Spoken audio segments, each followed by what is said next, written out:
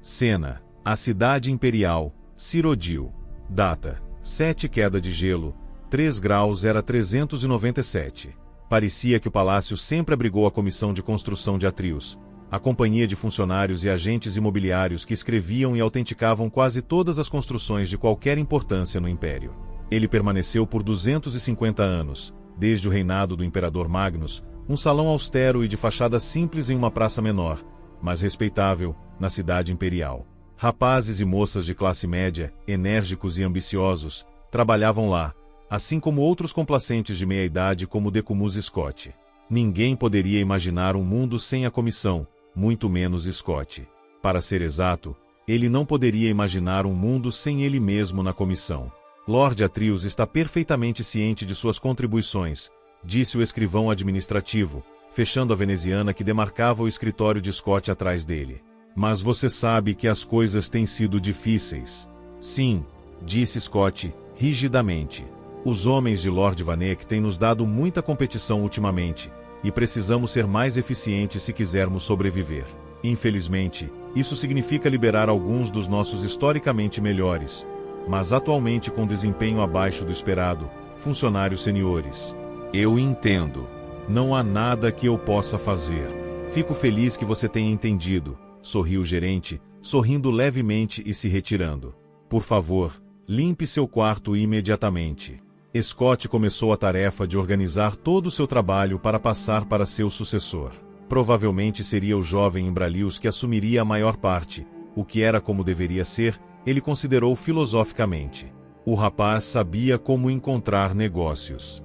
Scott se perguntou distraidamente o que o sujeito faria com os contratos para a nova estátua de Santa Lécia para a qual o Templo do Único havia se candidatado. Provavelmente inventaria um erro clerical, culparia seu antigo predecessor Decumuz Scott e exigiria um custo adicional para retificar. Tenho correspondência para Decumuz Scott da Comissão de Construção Atrius. Scott olhou para cima. Um mensageiro de rosto gordo havia entrado em seu escritório e estava empurrando um pergaminho lacrado. Ele entregou ao garoto uma moeda de ouro e a abriu. Pela caligrafia ruim, ortografia e gramática atrozes e tom geral pouco profissional, era manifestamente evidente quem era o escritor. Liod Juros, um colega de escritório alguns anos antes, que havia deixado a comissão após ser acusado de práticas comerciais antiéticas. Caro Scott, imagino que você sempre se perguntou o que aconteceu comigo, e o último lugar que você esperaria me encontrar é na floresta. Mas é exatamente onde estou. Se você for esperto e quiser fazer muito ouro extra para Lord Atrius, e para você mesmo, você virá para Valenvood também. Se você não acompanhou ou tem acompanhado a política aqui ultimamente, você pode ou não saber que há uma guerra entre os Bozer e seus vizinhos Elsveir nos últimos 2 anos. As coisas acabaram de se acalmar, e há muita coisa que precisa ser reconstruída. Agora tenho mais negócios do que posso lidar, mas preciso de alguém com alguma influência, alguém representando uma agência respeitada para colocar a pena na tinta. Esse alguém é você, meu amigo. Venha me encontrar na taverna Emiter Pascos em Falinesti, Valinvold. Estarei aqui por 2 semanas e você não vai se arrepender. Chute. PS. Traga uma carga de madeira se puder. O que você tem aí, Scott? Perguntou uma voz. Scott se assustou. Era Imbralius, seu rosto terrivelmente bonito espiando pelas venezianas, sorrindo daquele jeito que derretia os corações dos mais mesquinhos clientes e dos mais rudes pedreiros. Scott enfiou a carta no bolso do paletó. Correspondência pessoal. Ele fungou. Vou esclarecer isso aqui em um momento. Não quero apressar você, disse Imbralius, pegando algumas folhas de contratos em branco da mesa de Scott. Acabei de ler uma pilha, e as mãos dos escribas juniores estão todas com cãibras. Então pensei que você não perderia algumas.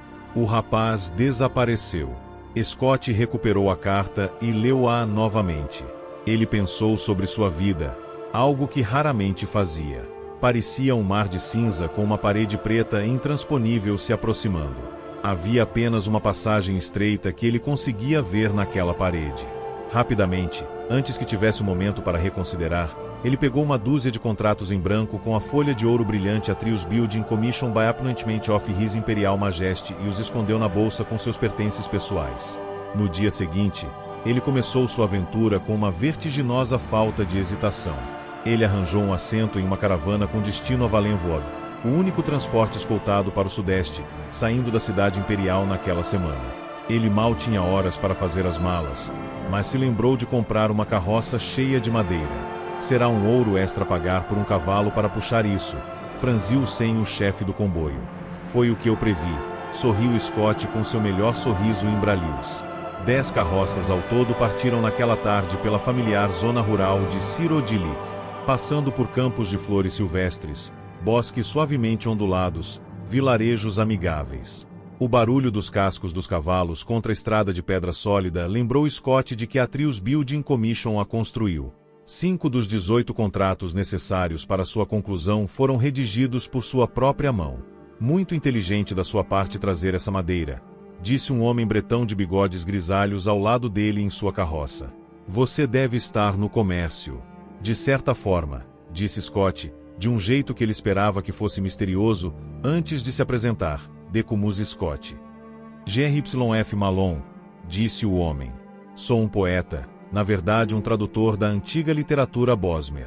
Eu estava pesquisando alguns trechos recém-descobertos do Noriad Play Bar 2 anos atrás, quando a guerra estourou e eu tive que ir embora. Você sem dúvida conhece o Noriad, se você conhece o Green Pact. Scott pensou que o homem pudesse estar falando uma besteira, mas ele assentiu. Naturalmente, não pretendo que a Noriad seja tão renomada quanto a Mea Legion, ou tão antiga quanto a Dancirgol, mas acho que ela tem um significado notável para entender a natureza da mente Bosmer merelítica. A origem da aversão dos elfos da floresta em cortar sua própria madeira ou comer qualquer material vegetal, mas paradoxalmente sua disposição em importar plantas de outras culturas. Sinto que pode ser ligado a uma passagem na Noriad. Malon folheou alguns de seus papéis, procurando o texto apropriado. Para grande alívio de Scott, a carruagem logo parou para acampar durante a noite. Eles estavam no alto de um penhasco sobre um riacho cinzento, e diante deles estava o grande vale de Valenvoord. Apenas o grito das aves marinhas declarava a presença do oceano na baía a oeste. Aqui a madeira era tão alta e larga, torcendo-se em torno de si mesma como um nó impossível iniciado eras atrás, para ser impenetrável. Algumas árvores mais modestas, a apenas 15 metros dos galhos mais baixos, ficavam no penhasco na borda do acampamento. A visão era tão estranha para Scott e ele se viu tão ansioso sobre a proposta de entrar no deserto que não conseguia se imaginar dormindo. Felizmente, Malon supôs ter encontrado outro acadêmico com paixão pelos enigmas das culturas antigas. Até altas horas da noite, ele recitou versos Bosmer no original e em sua própria tradução, soluçando, berrando e sussurrando sempre que apropriado. Gradualmente, Scott começou a se sentir sonolento, mas um estalo repentino de madeira quebrando o fez sentar-se ereto. O que é que foi isso? Malon sorriu. Eu também gosto. Convocação na malignidade do espéculo sem lua. Uma dança de fogo. Há alguns pássaros enormes nas árvores se movendo por aí, sussurrou Scott, apontando na direção das formas escuras acima. Eu não me preocuparia com isso, disse Malon, irritado com sua audiência. Agora ouça como o poeta caracteriza a invocação de Hermaeus Mora na 18ª estrofe do 4º livro. As formas escuras nas árvores eram algumas delas empoleiradas como pássaros, outras deslizavam como cobras e ainda outras ficavam eretas como homens. Enquanto Malon recitava seu verso, Scott observava as figuras saltando suavemente de galho em galho, meio planando por distâncias impossíveis para qualquer coisa sem asas. Elas se reuniram em grupos e então se reorganizaram até se espalharem por todas as árvores ao redor do acampamento. De repente, elas despencaram das alturas. Mara, gritou Scott. Eles estão caindo como chuva. Provavelmente vagens de sementes. Malon deu de ombros, sem se virar. Algumas das árvores têm notáveis. O acampamento explodiu em caos. Incêndios irromperam nas carroças. Os cavalos gemeram com golpes mortais, barris de vinho, água fresca e licor jorraram seu conteúdo no chão. Uma sombra ágil passou correndo por Scott e Malon, coletando sacos de grãos e ouro com agilidade e graça impossíveis. Scott deu apenas uma olhada para ela, iluminada por uma explosão repentina de chamas nas proximidades. Era uma criatura elegante com orelhas pontudas, grandes olhos amarelos, pelo malhado e uma cauda como um chicote. Lobisomem. Ele choramingou, encolhendo-se. Cataihat, gemeu Malon. Muito pior. Primus Cagiti ou algo assim, vem para saquear. Tem certeza? Tão rapidamente quanto atacaram, as criaturas recuaram, mergulhando do penhasco antes que o mago de batalha e o cavaleiro, os acompanhantes da caravana, tivessem aberto completamente os olhos. Malon e Scott correram para o precipício e viram, sem pés abaixo, as pequenas figuras saírem correndo da água, se sacudirem e desaparecerem na floresta. Lobisomens não são acrobatas assim, disse Malon. Eles eram definitivamente Katai-Hat, ladrões bastardos. Graças a sentar eles não perceberam o valor dos meus cadernos.